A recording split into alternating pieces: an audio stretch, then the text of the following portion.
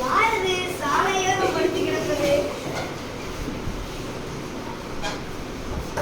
குழந்தாய், குழந்தாய், எழுந்திரு. உனக்கு என்ன ஆயிற்று? ஏன் சாலையோரம் படுத்து கிடக்கிறாய்? பசியினால் மயங்கிவிட்டேன் ஐயா.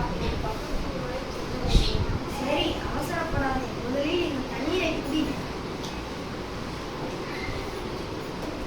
உனக்கு பக்கத்து ஊருக்கு தானே செல்ல வேண்டும். என்னிடம் குதிரை இருக்கிறது, நான் அழைத்து செல்கிறேன். எழுந்து வா. மெதுவாக உட்காருப்பா. பாட்டிய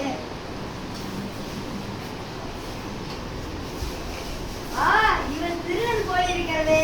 என் குதிரையை திருடவே இப்படி நடித்துள்ளான். சரி, இருட்டுவதற்குள் எப்படியாவது ஊரை அடைந்துவிட வேண்டும்.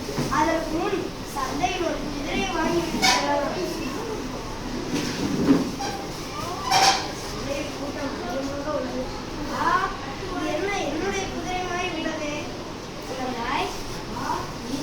இதை யாரிடமும் சொல்லிவிடாதே. இந்த குதிரை உனக்கு எப்படி கிடைத்தது என்று யாரிடமும் சொல்லிவிடாது. இவர் ஏமாந்தது யாருக்காவது தெரிந்தால் அவமானம் என்று நினைக்கிறார் போல இருக்கிறது. நீ நினைக்கிறது எனக்கு புரிகிறது போலாய். ஆனால் நான் ஏமாந்தது வெளியில் யாருக்காவது தெரிந்துவிட்டால், உண்மையிலே சாலையோரம் யாராவது மயங்கி கிடந்தால் கூட அவர்களுக்கு உதவி செய்ய யாரும் முன்வர மாட்டார்கள். குறுகிய தன்னலத்துக்காக நல்ல கோட்பாடுகளை அழித்துக் கொள்ளக்கூடாது. இது உனக்கு புரிகிறதா? நன்றி, வணக்கம்.